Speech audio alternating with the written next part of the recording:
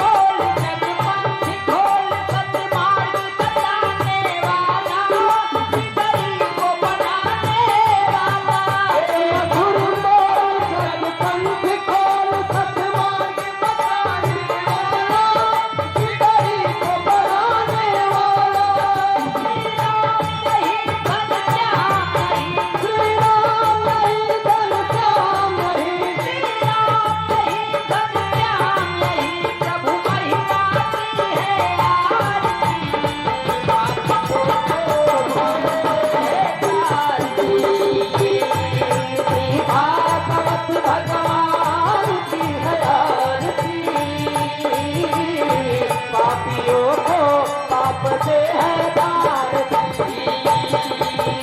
भागवत भगवान की है आरती। पापियों को पाप से है भारती। भागवत भगवान की है आरती। पापियों को पाप से है भारती। पापियों को पाप से है भारती। पापियों को पाप से है भारती। पापियों को पाप से है भारती। बोले यज्ञ पुरुष भगवान की जय। गणाधिसेवितं कपिजम्बूफलचारुभक्षणम् उमासुतं शोकविनाशकारकम्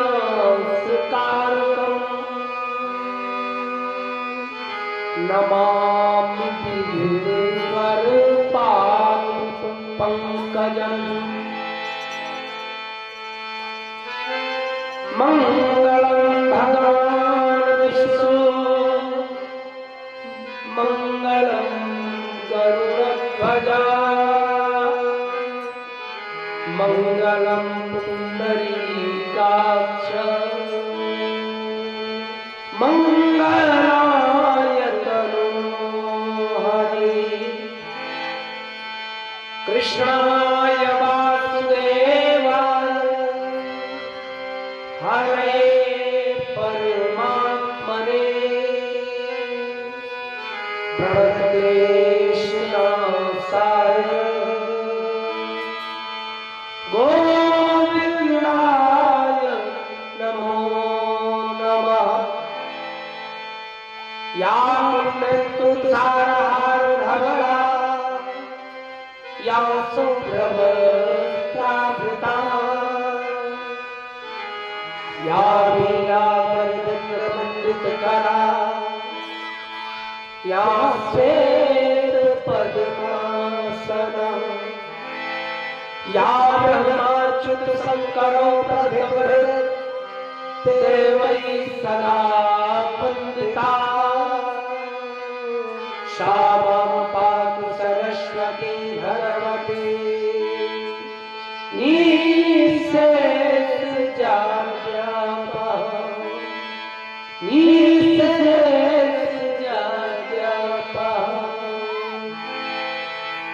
बोले श्रीमद् भागवत महापुराण जी की जय। हेलो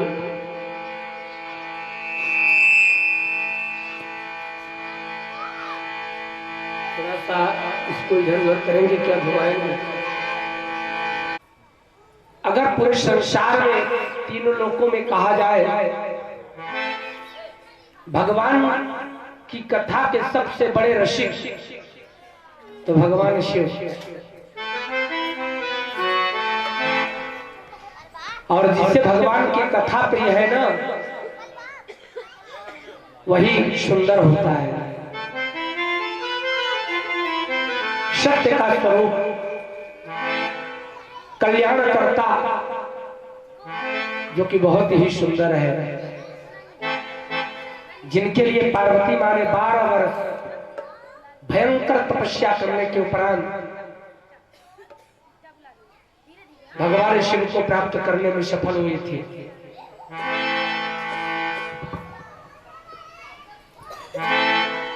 तो आइए इसे शिव को हम लोग भी जानने का प्रयास करें।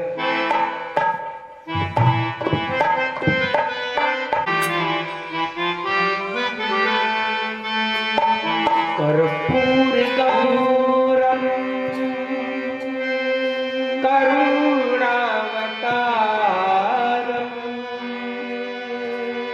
संसार सारम भुजगेन्द्रहारम कर्पूर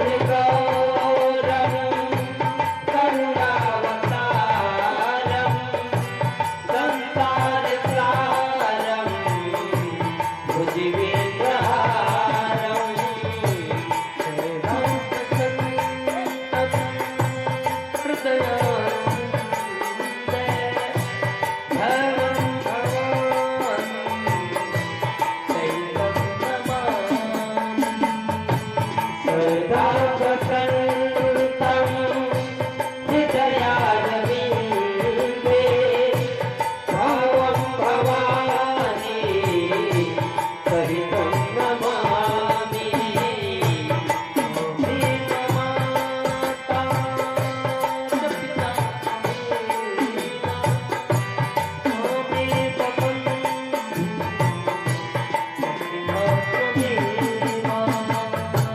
त्वमेव माता च पिता त्वमेव त्वमेव बन्धु च सखा त्वमेव त्वमेव विद्या द्रविणं त्वमेव त्वमेव सर्वं त्वमेव विद्या प्रतिगं त्वमेव त्वमेव सर्वं मम देव देव नीलाम्बुजाख्या मलकोमलाङ्गं नीलाम्बुजाख्या मलकोमलाङ्गं सीता समालो पितुमामुभागं सीता समालो पितुमामुभागं प्राणमाता यक्षारुचापं प्राणमाता यक्षारुचापं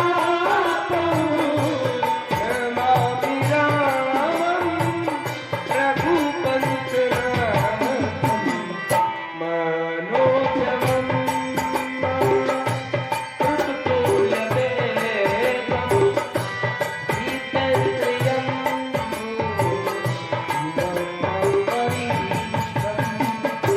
मनोजवं कृततुल्यवेगं गीतेन्द्रियं धीमतापरीतं आत्मजं राममुख्यं श्रीरामदूतं शरणं प्रपद्ये तातात्मजं वा नरयुद्धमुख्यं श्रीरामदूतं शरणं प्रपद्ये कालसे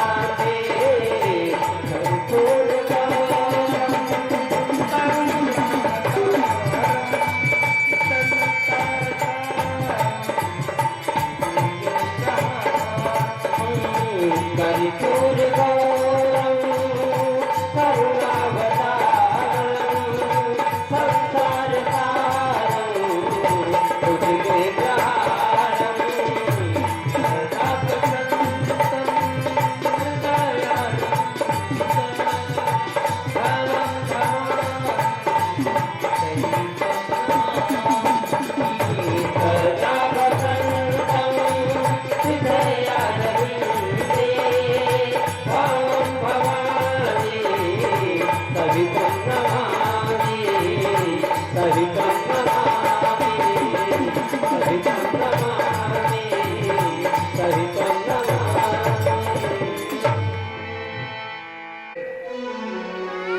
कथा श्रवण करने के लिए बैठे, उसी समय सुखदेव जी से कुछ प्रश्न किया हुआ है। Hello hello hello, Sukhdev ji से कुछ प्रश्न किया हुआ है। एक चीज ध्यान रखना, अभी 2 दिन तक जो आप लोगों ने कथा नहीं सुन पाई है ना, इस प्रसंग को श्रवण करने से पूरी कथा का सारांश सुनाने जा रहा है। शीर्षक, महाराज परीक्षित जितनी कथाओं को सुने हुए हैं, बड़े प्रेम पूर्वक अक्षरशः शीर्षक रूप में सुखदेव जी से कह रहे हैं। निवृत्ति आदौ भगवताय था क्रमयोपलब्धेन ब्रह्मणा यदि संसृति। भक्तवृंदो, काय भगवान, आपने पहले और द्वितीय स्कंद में निवृत्ति मार्ग का वर्णन किया। 2 मार्ग होते हैं, एक निवृत्ति मार्ग, दूसरा प्रवृत्ति मार्ग। तो पहले स्कंद में निवृत्ति मार्ग का वर्णन किया गया, जिस प्रकार से अर्चिरादि मार्ग से जीव जाता है और ब्रह्म के साथ मुक्त हो जाता है। क्रम योगोपलब्धेन ब्रह्मणा यदि संसृते, क्रमानुसार योनियों को प्राप्त करता हुआ अर्चिरादि मार्ग से ब्रह्म के साथ मुक्त हो जाता है। तीसरे स्कंद में क्या बताया? प्रवृत्ति लक्षणश्चैव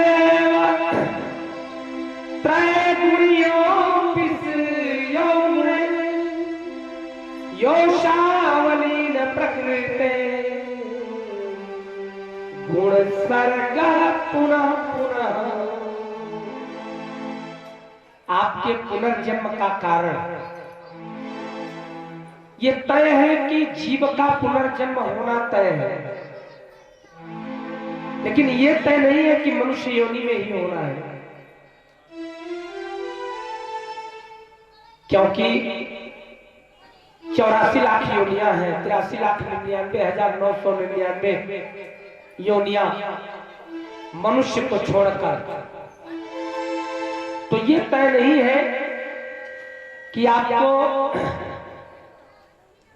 मनुष्य योनि ही मिलना है। और पुनर्जन्म का कारण क्या है? प्रवृत्ति मार्ग। तो उस प्रवृत्ति मार्ग का वर्णन आपने तृतीय स्कंद में भली भांति कर दिया हुआ है, जिसमें त्रिगुण सत्व रज और तम तीनों के बराबर बैलेंस के कारण स्वर्ग की कल्पना करी जाती है। स्वर्ग अधर्म लक्षणान नरकाश्चान वर्णिता मनमंतरस्य व्याख्यात आद्य स्वायंभुवो यतः। आपने चौथे स्कंद में अधर्म करने से जीव को कौन से नरक में जाना पड़ता है, इस बात का वर्णन भी आपने चौथे स्कंद में किया हुआ है। अधर्म लक्षणा नाना नरकाश्चान वर्णिता। कौन सा कुकर्म करोगे आप लोग, तो उस कुकर्म के कारण किस नरक की प्राप्ति होगी, इसका वर्णन चौथे स्कंद में प्राप्त हुआ। और चौथे स्कंद में प्रथम स्वयंभू महाराज मनु के वंशज का वर्णन किया। प्रियव्रतोत्तान पदो वंशश्च चरितानि च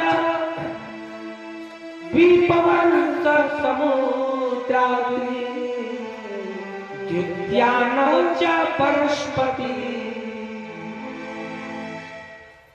प्रियव्रत उत्तानपाद तथा महाराज ध्रुव के वंश का वर्णन आपने 5वें स्कंद में किया। महाराज 5वें स्कंद में प्रियव्रत उत्तानपाद महाराज ध्रुव के वंशों का वर्णन किया गया है। और 5वें स्कंद में क्या बताया? द्वीप कितने हैं? 7। जो आज आप लोग एशिया यूरोप के रूप में जानते हो, ठीक इसी प्रकार से पहले 7 द्वीपों में पूरा भूमंडल विभक्त था। बृहस्पतियां कौन सी कहां पाई जाती हैं, इन सभी का वर्णन आपने 5वें स्कंद में किया।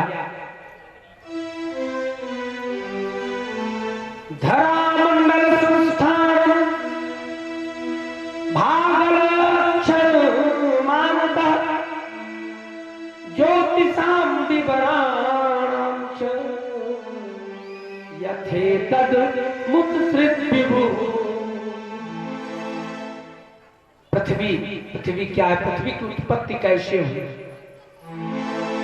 इसका विवरण आपने 5वें स्कंद में किया। समुद्र कितने हैं? 7। नक्षत्र कितने हैं? 27। राशियां कितनी हैं? 12। वार कितने हैं? 7। महीने कितने हैं? 12। कभी आप लोगों ने विचार किया, आज मैं केवल नाम पर कथा करने वाला हूं। नाम, आपके जीवन में नाम का क्या महत्व हो सकता है?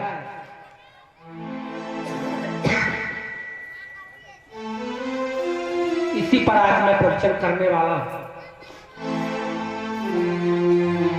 नाम का कितना बड़ा अस्तित्व होता है हमारे जीवन में। नाम से बहुत कुछ संभव है। कभी आप लोगों ने विचार किया कि ब्रह्मा जी ने महीनों का नामकरण चैत, बैसाख, जेठ, आषाढ़ कैसे किया? आखिरकार नाम का आधार क्या होना चाहिए? आप लोगों ने कभी विचार नहीं किया कि महीनों का नामकरण कैसे हुआ? भाई चैत का नाम चैते क्यों रखा गया? बैसाख का नाम बैसाखी क्यों रखा गया? ज्येष्ठ का नाम ज्येष्ठी क्यों रखा गया? आज मैं आप लोगों को बताने का प्रयास कर रहा हूं। भक्तवृंदों, कुल मिलाकर ज्योतिष शास्त्र में 27 नक्षत्र हैं और इन्हीं नक्षत्रों को आधार मानकर महीनों का नामकरण किया गया। जिस महीने की पूर्णमासी को चित्रा नक्षत्र पड़ा, उस महीने का नाम चैत्र पड़ा। जिस महीने की पूर्णमासी को विशाखा नक्षत्र पड़ा, उस महीने का नामकरण वैशाख। जिस महीने की पूर्णमासी को ज्येष्ठा नक्षत्र पड़ा, उस महीने का नाम, महीने की पूर्णमासी को पूर्वा फाल्गुनी नक्षत्र पड़ा, उस महीने का नामकरण फाल्गुन पड़ गया। तो ब्रह्मा जी ने नक्षत्रों के आधार पर मासों का नामकरण किया। आज आप लोग नक्षत्रों को आधार मानकर नहीं नामकरण अपने बच्चे का कर देते हो।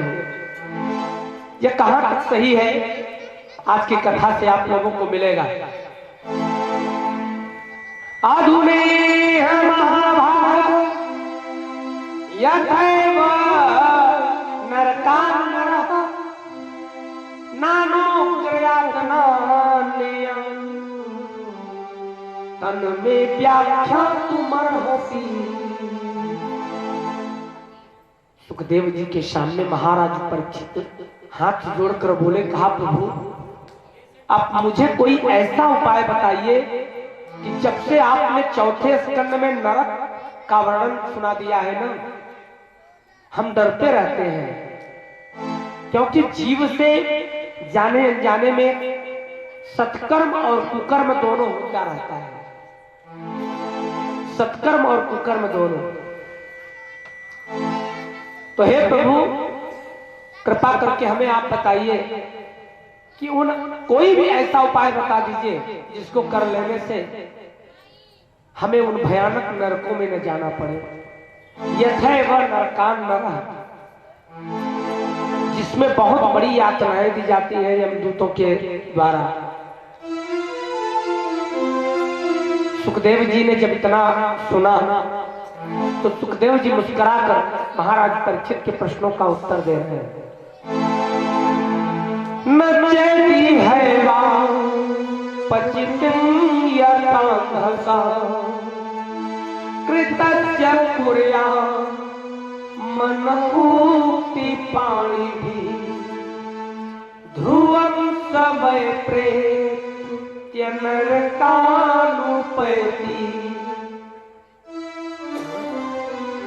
ये कीर्तिता में भगवती मयातना। सुखदेव जी बोले, ऐ राजन परीक्षित, मनुष्य जीव तीन प्रकार पाप किए हुए पापों का अगर मृत्यु के पहले प्रायश्चित नहीं कर लेते ना, तो आप लोगों को उसी नरक में जाना पड़ेगा जिस नरक को चौथे स्कंद में हमने आपको बताया। भयानक यमदूत यातना देते हैं। भक्तवृंदों, का महाराज वास्तविक क्या है कुछ बताएंगे? तो कहा हाँ, अगर भगवान के सुंदर स्वरूप को अपने हृदय में बसा ले, मधुराष्टक रूप में, उनके समस्त अवयव, उनकी आंखें, उनका बोलना, उनका चलना, उनके वस्त्र, उनकी बंसी, उनकी गोपिकाएं, सब कुछ मधुर है।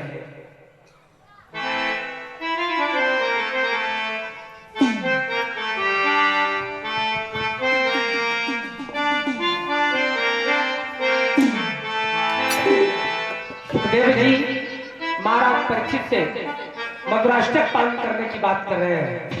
तुम्हारे मन का भय दूर हो जाएगा। जो मधुराष्टक का पान करता है, मन का भय दूर हो जाता है।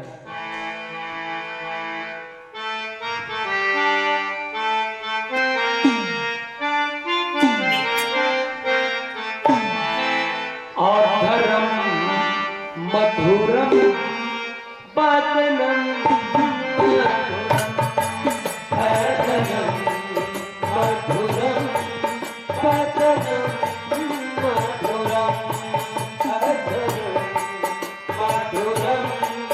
But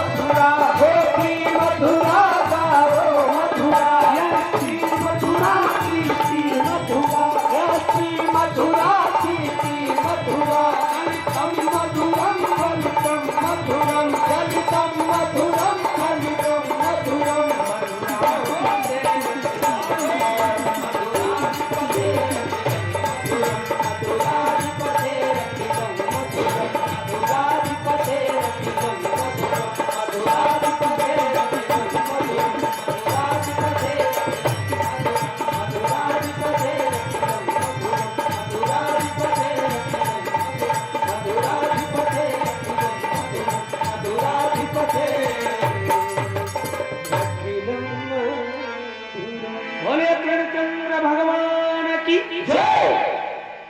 भगवान सुखदेव जी ने उनके मन के भय को दूर करने के लिए महाराज परीक्षित के सामने मधुराष्टक गाया, क्योंकि भगवान के स्वरूप को जानने के बाद मनुष्य में फिर भय व्याप्त नहीं होता। उसके बाद बोले क्या, तस्मात् पुरश्चे विहिपाप निष्कृतौ यत् मृत्यु रविपत्यता दोषस्य दृष्ट्वा गुरुलाघवं यथा अभिषक्चिकित्से तरुजां निदानवित्। कहा है परीक्षित, अगर जीव मरने के पहले प्रायश्चित नहीं करता तो भयंकर पूर्ण उन्हीं यातनाओं में जाना पड़ता, यातना पूर्ण भयंकर नरकों में जाना पड़ता है। इसलिए बड़ी सावधानी और सजगता के साथ गुरुता और लघुता पर विचार करें।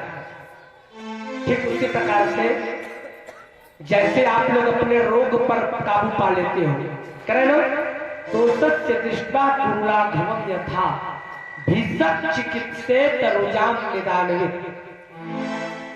जैसे भयंकर कोई रोग हो गया तो आप उस रोग के इलाज के लिए इलाहाबाद जाओगे, बॉम्बे जाओगे, दिल्ली जाओगे, लखनऊ जाओगे। और अगर साधारण बुखार हो रहा है या कोई छोटा मोटा रोग है तो क्या करोगे, यही पर दवा लेनी है कि नहीं।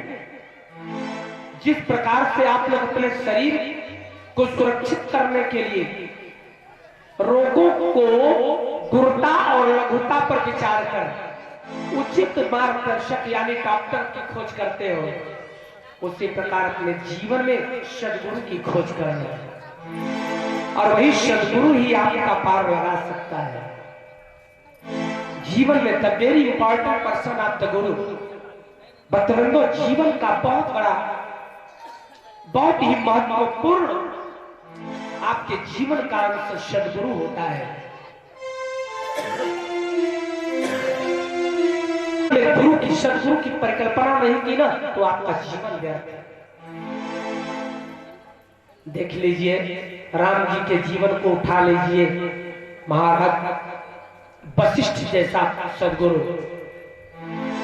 भक्तवृंदों, हमारे जीवन में गुरु बहुत ही महत्वपूर्ण स्थान रखता है। तो जिस प्रकार अपने रोगों पर, रोग को काबू में करने के लिए हम लोग रोगों की गुरुता, माने बड़ा रोग है या छोटा रोग है, उसी प्रकार डॉक्टर की खोज करते हैं। ठीक उसी प्रकार से हम लोगों को चाहिए बड़ी सावधानी और सजगता के साथ वृद्धावस्था आने के पहले ही हमें सद्गुरु एक मार्गदर्शक खोज लेना चाहिए, सिया राम जी की तरह, जिससे वो हमारा बेड़ा तो पार लगा सके। भक्त वृंदों,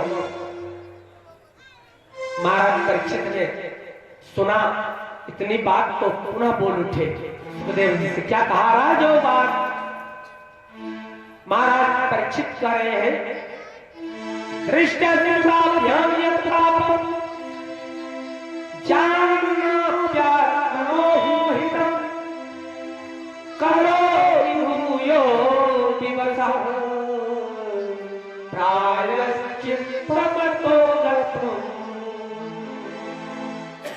बहुत सुंदर बात कहा हुआ है जो आप लोग कर रहे हो।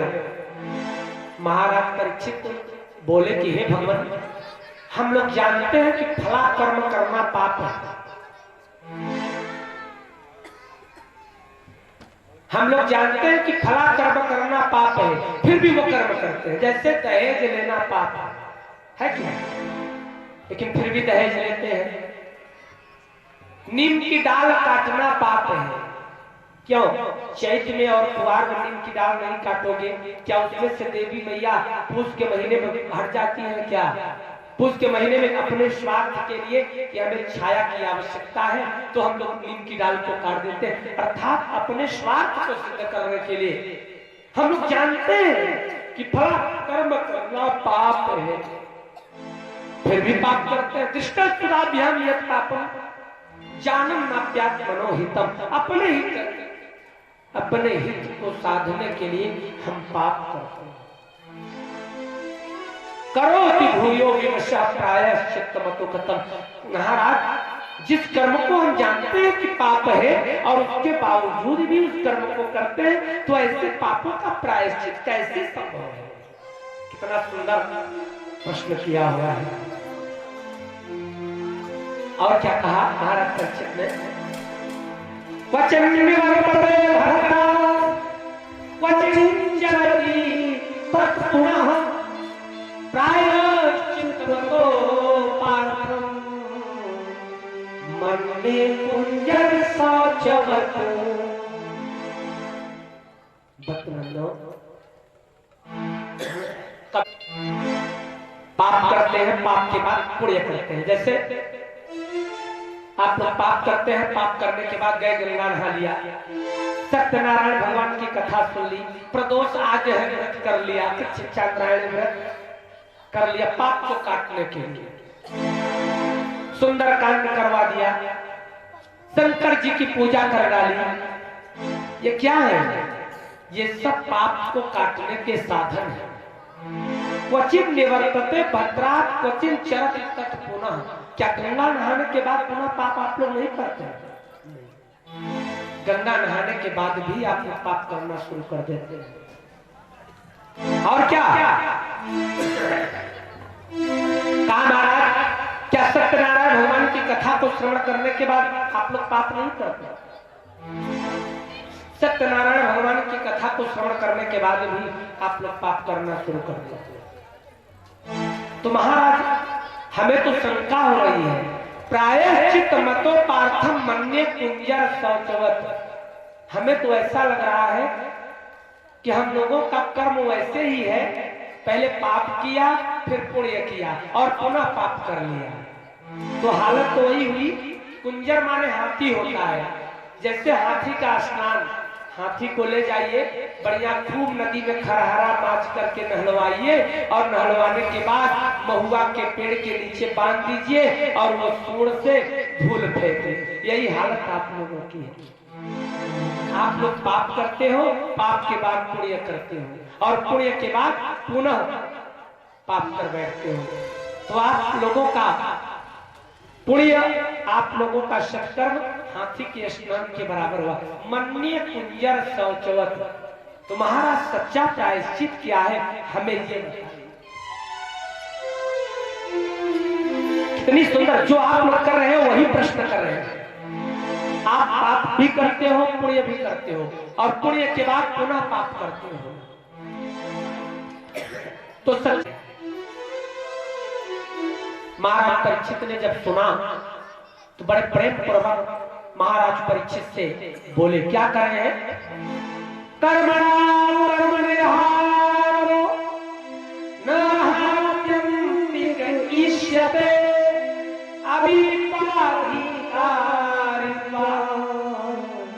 प्रायश्चित्तं विमर्शनम्। एक चीज बताऊं, यहाँ पर हमारे महाराज परीक्षित से सुखदेव जी कह रहे हैं कि कर्मणा कर्म निर्हार, कर्म के द्वारा कर्म का निर्बीज नाश नहीं होता।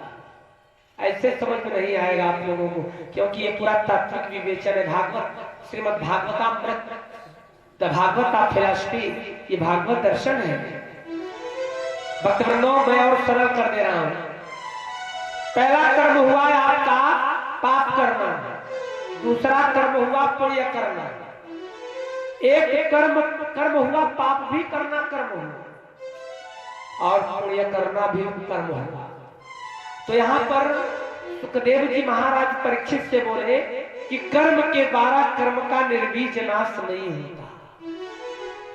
अगर आप लोग ये समझते हैं कि अंधेरी रात में 10 लाख रुपए लूटने के लिए किसी की हत्या कर दिया और किसी ज्योतिषी आचार्य पंडित को बुलाकर, 7 पंडितों को बुलाकर हम सत्संडी कराकर प्रायश्चित कर लेंगे ना, तो ये बहुत बड़ी आप लोगों की भूल है। क्योंकि कर्म के द्वारा कर्म का निर्बीज नाश नहीं होता। कर्म के द्वारा कर्म पापकर्म का निर्विनाश नहीं हो सकता जब तक आपके मन में अविद्या का वास है। अविद्वाधिकारत्वा प्रायश्चित्तम विमर्शनम, पुनः वही पाप कर्म करने के लिए प्रेरित करने वाली अविद्या। जब तक आपके शरीर में अविद्या का वास है आप कभी भी सच्चा प्रायश्चित नहीं कर सकते। कहा महाराज एक काम करिए, हमें साधारण रूप में बता दीजिए कि हम कितना भी पाप करें और उसका प्रायश्चित बड़े आराम से हो जाए। कहा सुनो, नाश्नतपथ्यमेवान्नं व्याधयो हि भिमन्ति एवं नियमकृतराजन् शनैश्चेमाय कल्पते। कहा नाश्नतपथ्यमेवान्नं, जो सदैव सन्मार्ग का सेवन करते हैं, सुपथ्य का सेवन करते हैं, उनको कभी रोग पाप रूपी रोग व्याप्त नहीं होता। जो सन्मार्ग पर चले, सदैव कभी भी गलत कर्म न करें। नाश्नतपथ्यमेवान्नं व्याधयो हि भिमन्ति, पाप रूपी व्याधि कभी उन्हें टच कर ही नहीं सकते। एवं नियम कृत राजा शनैः क्षेमाय कल्पते, धीरे धीरे नियम पूर्वक इस प्रकार के कर्मों को करके हम लोग धीरे धीरे अपने पापों का प्रायश्चित कर सकते हैं। धीरे धीरे कहा महाराज केवल पुण्य ही करें, पाप न करें ऐसा तो हो ही नहीं सकता। जीवन में पाप भी होगा और पुण्य भी होगा, पाप भी होगा पुण्य भी होगा। तो महाराज कोई ऐसा हमें रास्ता बताइए जिससे हमें केवल पुण्य करने की प्रेरणा मिले, पाप करने की प्रेरणा न। कहा 9 साधन है। कहा 9 साधन। वो 9 साधन कौन से हैं जानते हैं? आपको बता रहा है शुक्रदेव जी महाराज परीक्षित से बोले 9 साधनों को बता रहे हैं। आप लोग कितना भी बड़ा पाप किए हो लेकिन इन 9 साधनों के द्वारा उनको जला कर राख कर सकती हो। वो 9 साधन कौन से हैं? तपसा ब्रह्मचर्येण समेन च तपेन च त्यागेन सत्यशौचाभ्यां यमेन नियमेन च। 9 साधन। चाहे जितना बड़ा पाप आप लोग किए हो जीवन भर तपस्या करें।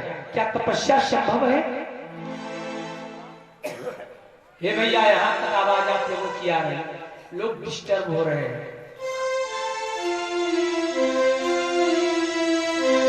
तपस्या क्या? आप लोग जीवन भर तपस्या, लेकिन छोटी सी आयु में, ज्योतिष शास्त्र में कलयुग में मनुष्य की आयु 120 वर्ष, जिसे आप विंशोत्तरी महादशा के नाम से जानते हो। इससे ज्यादा कोई जिंदा रह नहीं सकता कलिकाल में। हेलो, तो भक्तों कैसे संभव है?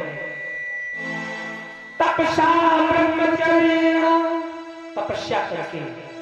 दूसरा ब्रह्मचर्य का पालन कर, तो ब्रह्मचर्य का पालन भी असंभव है इस कलिकाल में। तपसा ब्रह्मचर्य शमेन च दमेन च, इंद्रिय सम और दम, इंद्रिय दमन और मन की स्थिरता। कोई कर सकता है? मन को स्थिर कर सकता है? नहीं। इंद्रिय दमन, इंद्रियों को अपने बस में कर लो, इंद्रिय को मार डालो, लेकिन असंभव ये भी नहीं कर सकते। और क्या बताया 5वां? त्यागेन सत्यशौचाभ्यां, त्याग करके, त्याग की भावना। या दूसरे के का घर लूटने के चक्कर में पड़े हैं। त्याग की भावना किसमें है? त्यागेन सत्यशौचाभ्यां, जीवन भर सत्य का पालन कर। त्यागेन शौचाभ्यां यमेन नियमेन च, यम और नियम का। 9 साधनों के द्वारा कोई और साधन बता दीजिए। क्या बता रहा हूं? अगर ये 9 नहीं कर सकते अपने पापों को जलाने के लिए, तो मैं तुम्हें 9 साधन और बता रहा हूं। एक साधन बता रहा हूं, उसके 9 प्रकार हैं। एक ऐसा साधन बता रहा हूं जिसके 9 प्रकार हैं। के चित्ते भक्त्या वासुदेव परायण अगम गुणवंतिकासेन निहारम इव भास्कर। केचित केवल या भक्त्या, ऐ मेरे परीक्षित, केवल भक्ति मार्ग पर चलकर, केवल भक्ति मार्ग पर चल भगवान की सेवा, भजन, कीर्तन, सत्संग, उनकी सेवा, आतिथ्य सत्कार कर। ठीक उसी प्रकार से जैसे पाप का नाश भगवान के भजन के द्वारा कर सकते हो, भक्ति मार्ग पर चलकर।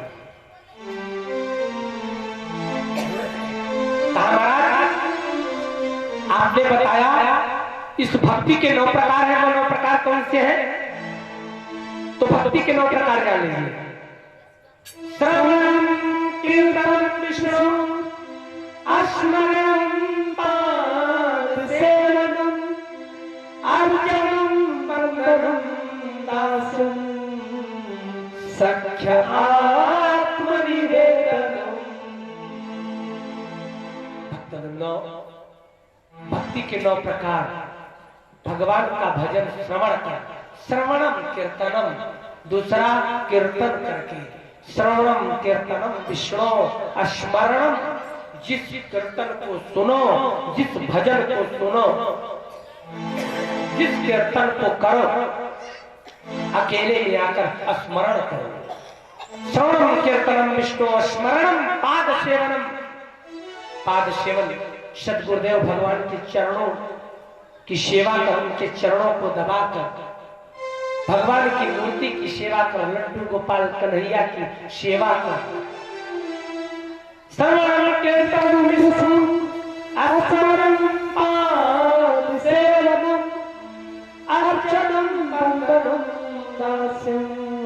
अर्चना कर, वंदना कर, दासता भाव कर, विदुर की तरह, शबरी की तरह, मीरा की तरह, तुलसी की तरह दास बन जाइए, तुलसी दास बन जाइए, सूरदास बन जाइए, कबीर दास बन जाइए, दास बन जाइए, कल्याण हो जाएगा।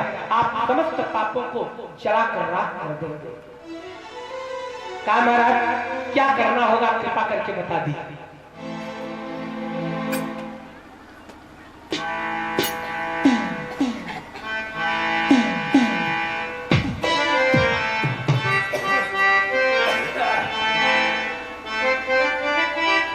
सुखदेव जी महाराज परीक्षित से कह रहे हैं कि सुनो, नवदा भक्ति के द्वारा केवल एक ही काम करना है, तेरे को सारे पाप जलकर खाक हो जाएंगे।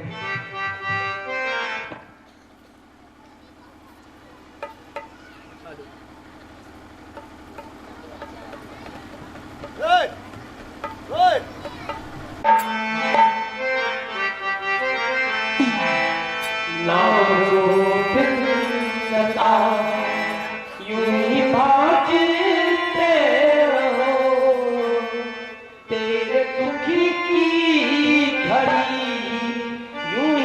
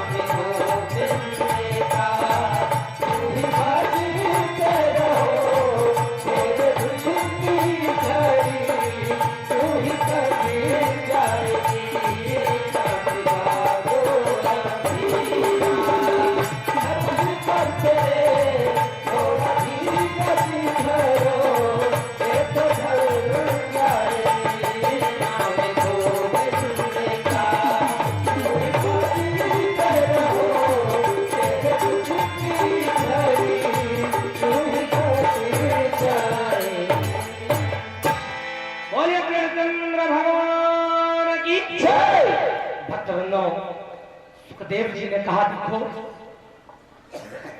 सच्चा प्रायश्चित तो भगवान का केवल संकीर्तन करना, भजन करना, उसी में डूब जाना और कुछ नहीं। क्या करें देखिए,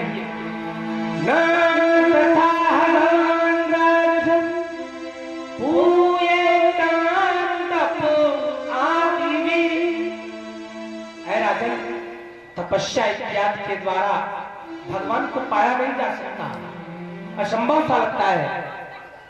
यथा कृष्णार्पित प्राण तत्पुरो सनिषेवया, भक्ति के मार्ग पर चलकर भगवान को अपने शरीर को अर्पण कर बीरा की तरह, तुलसी की तरह, सूरदास की तरह, सबरी की तरह, जटायु की तरह भगवान को पाया जा सकता है। कहा राजन सकृन् मनः कृष्ण पदारविन्दयो निवेशितं तद् गुणरागयैः न तेजमं सप्रीतं च तद्भटा स्वप्ने विपश्यन्ति चीरनिश्चिता। ऐ राजन परीक्षित, जिसने एक बार भी भगवान का संकीर्तन कर लिया तो वो जीवन भर कभी भी स्वप्न में भी यमराज और यमराज के दूतों का दर्शन नहीं करता। स्वप्ने भी पश्यन्ति चीरनिश्चिता। ध्यान रखना, जब यमराज के दूत आपको ले जाएंगे तभी आप नरक में जाओगे, और जब कोई 3 पार्षद आएंगे लेने के लिए ना महाराज परीक्षित की तरह, तब आपको नरक में जाना नहीं पड़ेगा। कितना भी बड़ा पापी हो, लेकिन मरते समय अगर उसके मुख से राम नाम, कृष्ण नाम, नारायण नाम अगर निकलता है तो उसे कभी भी यमराज के दूत ले नहीं जा सकते मरते समय। और मरते समय तभी मुख से राम नाम कृष्ण निकलेगा, कृष्ण नाम निकलेगा जब आप जीवन भर नाम लिए रहोगे। अगर जीवन भर नाम नहीं लिया है तो मरते समय वो बात याद नहीं है। भक्तवृंदों, मरते समय वही बात याद आती है जिससे आप आपसे ज्यादा प्रेम करते हो। अगर आपको रुपए से प्रेम, आपने जीवन भर रुपए से प्रेम किया है तो मरते समय वही रुपया याद आएगा। अगर किसी स्त्री से प्रेम किया है तो वही स्त्री याद आएगी। भक्तवृंदों, अगर आपने अपने बेटे से प्रेम किया है तो बेटा याद आएगा। कुटुंब के किसी भी सदस्य अपने अगर प्रेम किया है तो आपको वही याद आएगा। अगर भगवान से प्रेम किया है, सदैव भगवान का संकीर्तन किया है तो मरते समय नारायण का नाम याद आएगा, कृष्ण नाम, राम नाम याद आएगा। इसलिए कन्हैया से प्रेम करना, राम से प्रेम करना, जिससे आपको सदैव मरते समय जब भी वो क्षण आए तो आपको सामने वही कान्हा, वही राम खड़ा हो जो आपको पार लगा दे। क्या करें? सुनो राजन, मैं तुम्हें एक कथा सुना रहा हूं। कितना भी बड़ा पापी हो, कितना भी पाप किया हो, लेकिन वो अंत समय में संकीर्तन करने के कारण वो नरक में नहीं गए।